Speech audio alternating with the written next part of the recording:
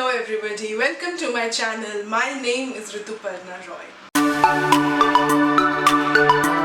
I have been recovering from a cold recently, so sorry if my sound today is not that good. Now, can you believe we are only 104 days away from a new year, from 2023? That's crazy, right? And we are very soon going to be stepping into the last quarter, the fourth quarter of this year. So when I sat down with my journal, with planning and understanding like what I wanted to do, especially with October because it's such like a festive month, I have family coming over and all of that. I was just going through some things and I thought, okay, why not share with you guys my to-be read list. What are some of the books that I am really looking forward to reading before finishing this year? So that is what this video is about today. I hope you guys are enjoying my content. Please do not forget to subscribe to my channel. It is such a motivation for me to keep on going and creating fun content. And also follow me on Instagram. The link to my Instagram will be there in the description box below. Right, so coming to how my reading is going so far, just like to give you an idea, I think I have been doing good so far. I have read a lot of different types of books this year and I want to go out with a bang, you know.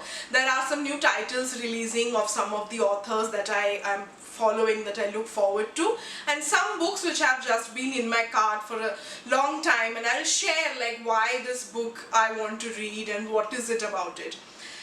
So I'm not sure whether I'll be buying these books like in physical copies or buying the ebook version, because of late I am really enjoying reading on the Kindle app on my iPad as well, because our bookshelf is like completely flooded with books. We do not have any more space. That is one of the biggest reasons that I have switched to reading a little bit more on my Kindle app on my iPad. So yeah, let's get started. Let's start with the video. Okay, so one of the first books that I want to talk about, I'll insert the images here so that you can see, is War of Lanka by Amish Tripathi. Now, Amish Tripathi has been one of my favorite mythological writers since he came out with Meluha, the Meluha trilogy, the series. And the War of Lanka is actually the fourth installment of the Ramchandra series. So he has written 3 books in that series already. There is Ram, Sita and Ravan. Individually, each of these books cover about that particular character. So Ram is about Ram, his journey, his thinking, the story from his perspective. Sita is the same and then Ravan is the same. War of Lanka is actually when Ram comes to rescue Sita and what all things will happen there. So I'm very much looking forward to it. This series has been going on for like quite a few years. Now, of course, it is the Ramayana that he has taken and put into a trilogy form, into like a very fictional, I'll not say fictionalized version, but a very storytelling version. And of course, it has taken him a lot of time. But yes, very much looking forward to it. This book, I think, comes out in October. And I think as soon as it is out, I'll buy the book actually and go ahead and read it. Do let me know if you have read any of Amish Tripathi's books, either the Ramchandra series or the Meluha series, and if you enjoy it. The next is another book which is like a series only. That is the Thursday Murder Club series, the third installment, the third series that is going to be coming out. So it was supposed to come out earlier this month in September, but it is still not out yet, so fingers crossed. It is available to pre-order on Amazon, but the dates keeps getting pushed. So I think I'll wait until it's actually released. I don't know if it is released already like internationally in other countries, but as of India, I don't think we are able to get any hard copies. That is also one book that I want to like actually buy and sit and read.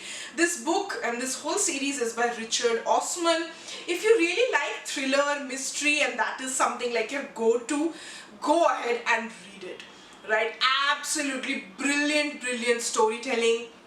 It is about a group of people who have retired and they are living in this kind of like a retirement village, this very quaint, nice, cozy place, and then how a murder happens and how things unravel from there, how they all come together to solve the case, what are they hiding, like where are they from. It's very exciting, how the characters develop over the series. It's like absolutely brilliant. I highly recommend to any thriller or mystery lover out there. Next is a book which was recommended to me on my Instagram. It is Desperately Seeking Shah, India's Lonely Young Women and the Search for Intimacy and Independence. Now this book is already out. This book is by Shah and it is available on Amazon, of course. It was released last year. Now, first of all, the title and like the graphics of the book you can see here. I'll insert an image. It's absolutely really nice. It's really fun. It's really quirky. The title itself is also very very enticing. It's very like, oh, like what will happen, what happens in the book. So I have just not read anything about the book. I have just noted it down. I've added it to my cart, and most probably I will be buying the Kindle version, the ebook version, not going to buy it like in actual physical copy. Just because the title of the book is such catchy, I'll go ahead and purchase this book. The next book is a book that I have heard so much about and I want to read it this year. I think I'm in that place in life where I want that kind of, I'm going through that kind of a mindset change. The book is The 4-Hour Work Week by Timothy Ferriss. If you read a lot of business books and all, you must be aware of it. So basically it is about, like how this concept of retiring at 60 and working for like 30-35 years and then waiting till you're 60-65 to retire and then actually to go on and live your life. It challenges that, and how can you do better, and how can you retire earlier, what all things can you do, how is it actually possible. So it covers all of that, and it's very interesting because recently I have been thinking about this a lot, mainly because I feel that by the time, see, I already have a back pain, knee pain, all kinds of pain that you can imagine, and I think by the time I'll be 60, I don't know if I'll be like physically in that condition, very honestly, to go on a hike or a trek or to go like river rafting or to like just eat things that I want to, experience cultures that I want to. You never know, right? And with this, I think with the pandemic and the last year that I spent like working with a edtech company remotely, it gave me like a lot of time on my own.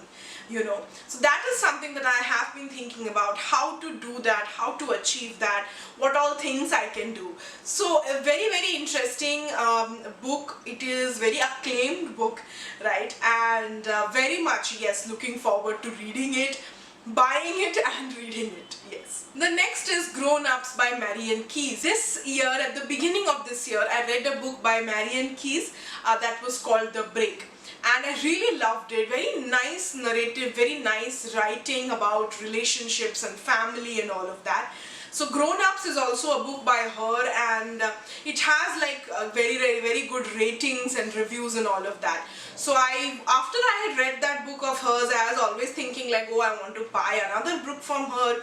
I want to read another book from this author.